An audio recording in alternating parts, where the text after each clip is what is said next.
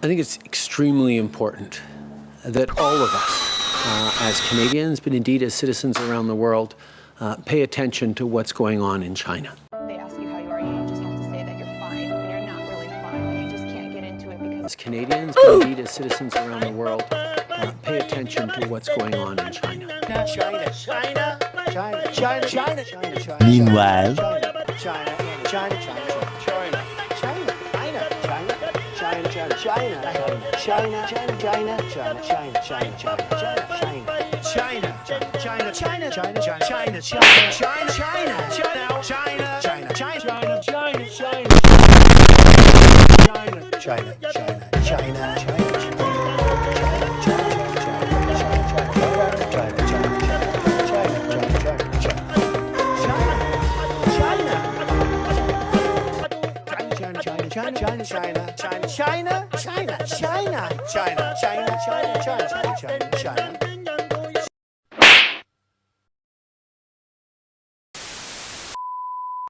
The systemic abuse and human rights violations against Muslim Uyghurs, the concerns about the situation in Hong Kong and Tibet.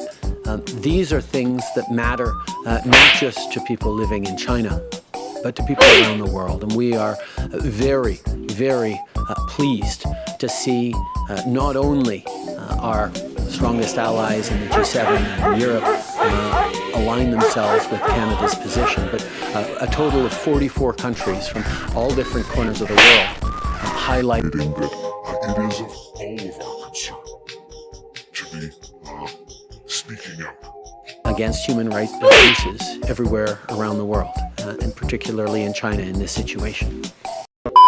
Canada is the 6th most developed country in the world, according to the UN's Human Development Index. If First Nations were being measured using the same data, they would be 63rd, lower than Russia and Libya. First Nations communities face multiple crises. When it comes to education, First Nations people have a significantly higher dropout rate than other Canadians. 6 out of 10 First Nations living on reserve were high school dropouts. 3 out of 10 were dropouts for First Nations living off reserve. Compare that to 1 out of 10 for other Canadians. First Nation youth living on reserve is more likely to end up in jail than to graduate high school.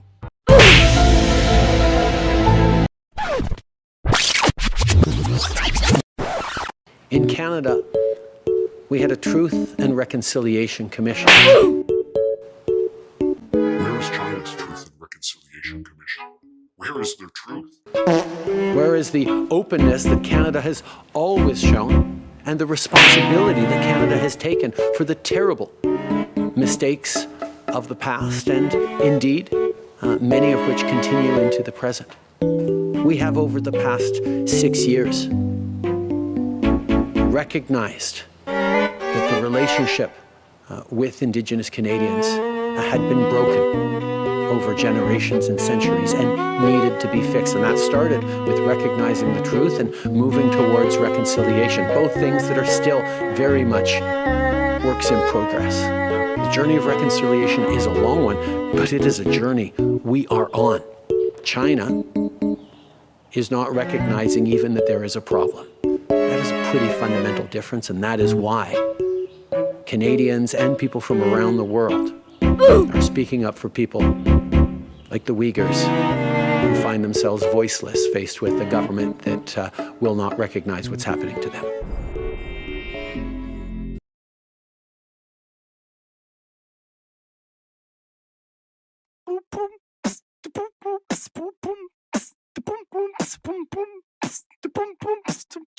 chillin', so much chillin', too much chillin', this is all I'm chillin', chillin', chill, chill, boom, boom, boom, chill, boom, boom, chill.